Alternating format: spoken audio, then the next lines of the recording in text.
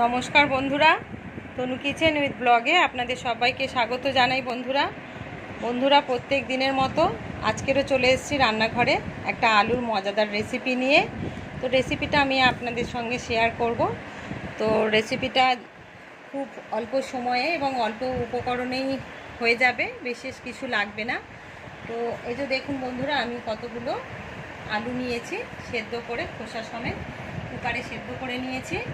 তো আপনারা চাইলে এটা কড়াইতেও পিস পিস করে সেদ্ধ করে নিতে পারেন। তো এই সেদ্ধ করা আলু দিয়ে আমি যে রেসিপিটা বানাবো, আপনারা দেখুন প্রথম থেকে শেষ পর্যন্ত, ভিডিওটা স্কিপ না করে। অবশ্যই ভালো লাগবে আপনাদের এই রেসিপিটা। তো যদি ভালো লাগে একটা লাইক করে দেবেন। তো রেসিপিটা শুরু করা যাক। সেদ্ধ আলুগুলো আমি খোসা ছুলে মেখে নেব।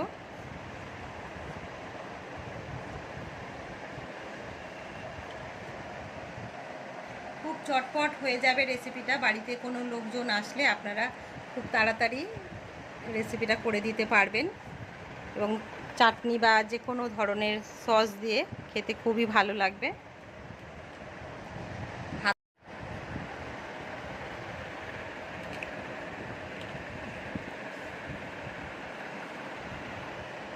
এখন না, পরে এবার বলবো।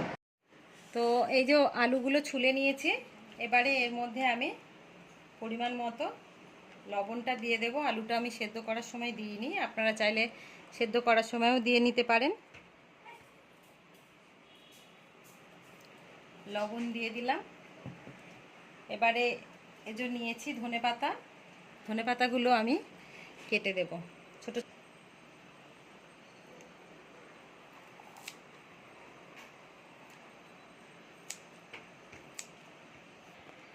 এবারে কাঁচা লঙ্কাগুলো আমি ছোট ছোট করে এর মধ্যে কেটে দেব।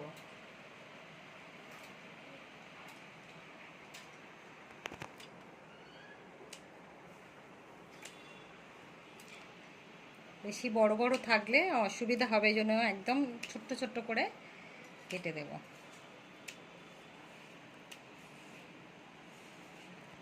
দাঁড়া।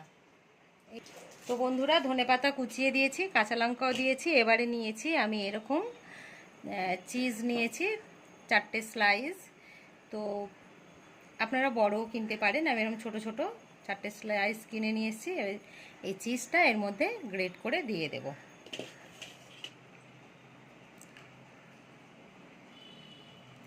চিজটার পরিমাণটা যদি একটু বেশি হয় তাহলে এই খাবারটা খুব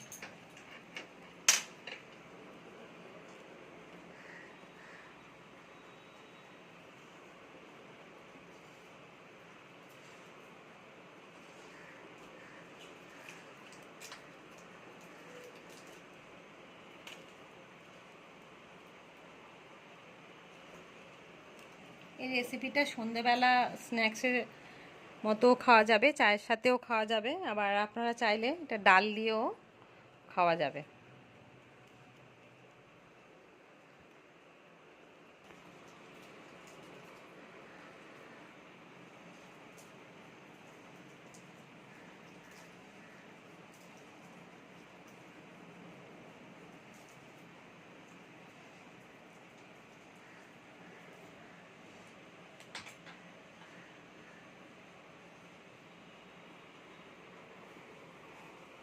এবারে সবকটা উপকরণ আমি খুব ভালো করে মেখে নেব।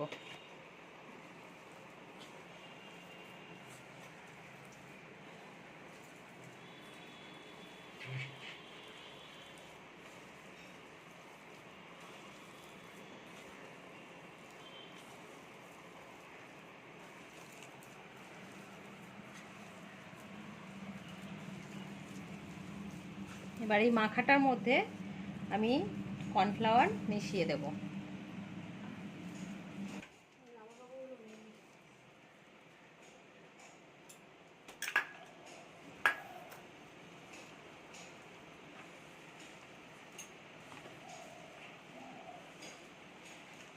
কর্নফ্লাওয়ারটা দিলে এই আলুর এই যে বাইন্ডিংটা খুব ভালো হবে, মজবুত হবে, ওই জন্য দিলাম। নাহলে আলু একটা ক্যাতক্যাতে নরম ভাব হয়ে থাকবে।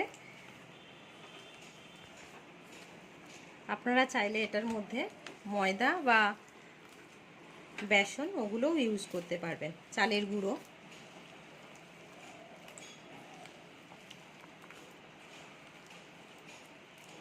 তোমার মাখাটা রেডি হয়ে গেছে।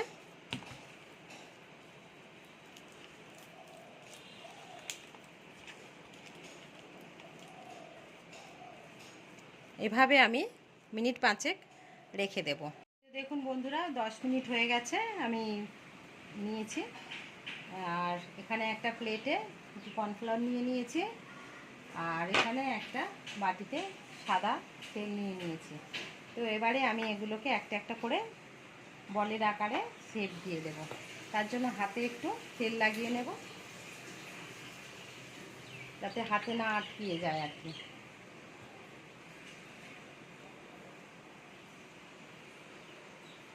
এরকম গোল গোল করে শেপ করে নেব, এক একটা বলের মতো ছোট ছোট করে নিয়ে আর কর্নফ্লাওয়ারের মধ্যে রেখে দেব।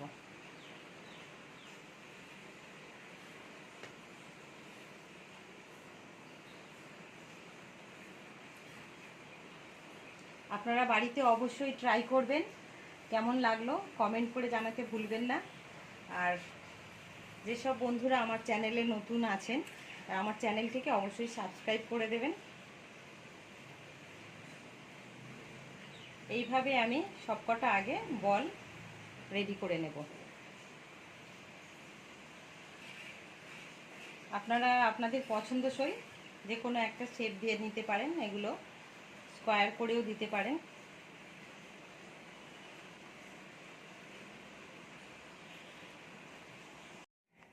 তো এই যে দেখুন বন্ধুরা, আমি সবকটা এরকম বল বল আকারে তৈরি করে নিয়েছি। আপনারা বিভিন্ন রকম শেপে বানিয়ে নিতে পারেন। তো এখানে গ্যাসটাও জ্বালিয়ে দিয়েছি, কড়াইতে তেল দিয়ে দিয়েছি, তেলটা গরম হয়ে গেছে। এবারে হিটটা মিডিয়াম রেখে আমি এক এক করে সব বলগুলোকে ভেজে নেব।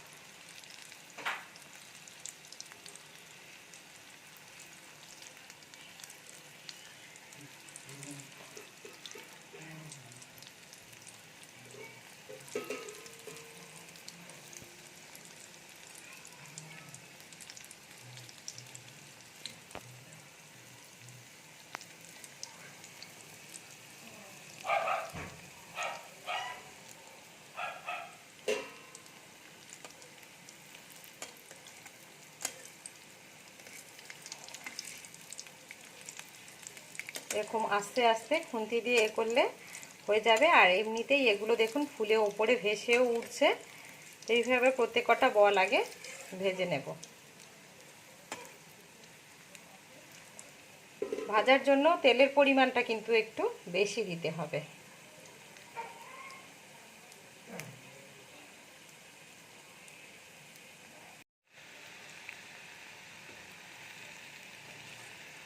তো দেখুন এই বলগুলো সব কি সুন্দর তেলের ওপরে ভেসে উঠেছে। এগুলো সব হয়ে গেছে, এবারে আমি এক একে তুলে নেব।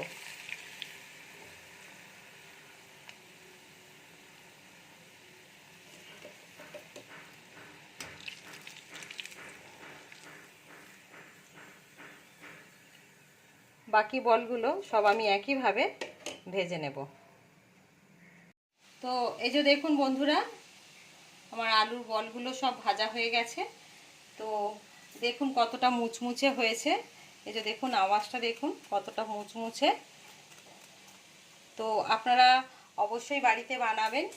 ভালো লাগলে একটা লাইক, শেয়ার, কমেন্ট এবং সাবস্ক্রাইব অবশ্যই করে দেবেন। তো আজকের মতো ভিডিওটা আমি এখানেই শেষ করছি। দেখা হবে অন্য কোনো ভিডিও নিয়ে আমার এই চ্যানেলে।